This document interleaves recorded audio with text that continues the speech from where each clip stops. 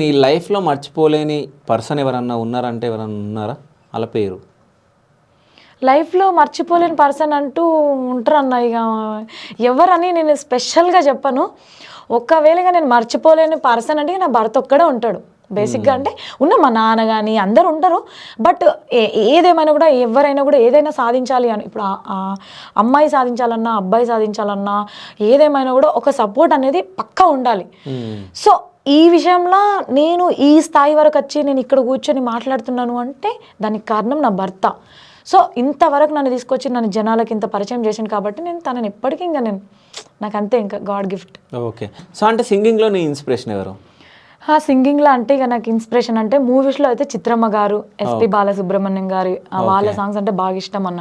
ఇక చిన్న ఉన్నప్పటి నుంచి వాళ్ళ పాటలు వినుకుంటూ పెరిగినాం కాబట్టి వాళ్ళే ఇన్స్పిరేషన్ ఇక నాకు. చిత్రమ్మ సాంగ్స్ ఏదన్నా ఒక 2 లైన్లు పాడతాను. నాకు ఇష్టమైన సాంగ్ అది. ఇంతేనేమో ఇంతేనేమో ఇంతవరకేనేమో ఈ ఇంట్లో నా కదా, అంతేనేమో అంతేనేమో అంతులేని వేదనేమో తననా. అది నాకు ఆ పాట అంటే చాలా ఇష్టము. బేసిక్గా నాకు నేను వింటాను కానీ బేసిక్గా లిరిక్స్ ఎప్పుడు నేను ఓన్ చేసుకోను. ఆ ట్యూన్ నచ్చిందా, ఆమె వాడిందా, ఓకే బాగుంది, ఎప్పుడైనా ప్రయత్నం చేస్తాం అనుకో. ఎక్కడైనా శృతి పోయినా మూవీ సాంగ్స్ అంటే ఎట్లా ఉంటుంది అన్న, అవి సంగీతానికి ఇలా టచ్ అయి ఉంటుంది కాబట్టి మనం వాళ్ళలాగా పాడతామో లేదో.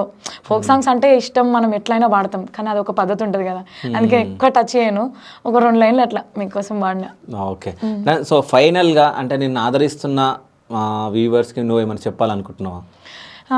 చెప్పాలనుకుంటున్నా అన్న, ఎందుకంటే పెద్దిరెడ్డి పాటని ఇంత సక్సెస్ చేసి నన్ను ఇంతవరకు జనాలకు తీసుకొచ్చిర్రు. సో అలాగే ముందు ముందు కూడా ఇంకా మంచి మంచి పాటలతో మేము ముందుకు వస్తున్నాను. సో అలాగే ఇప్పటివరకు నన్ను ఎలా అయితే ఆదరించిర్రో ఇక ముందు కూడా నన్ను అట్లాగే ఆదరిస్తారని మనస్ఫూర్తిగా కోరుకుంటున్నాను. ఇంకా మంచి మంచి పాటలతోటి మీ ముందుకు వస్తున్నాను. మీ అందరికీ కూడా ఆ పాటలు నచ్చుతాయని కోరుకుంటున్నాను. అంతే.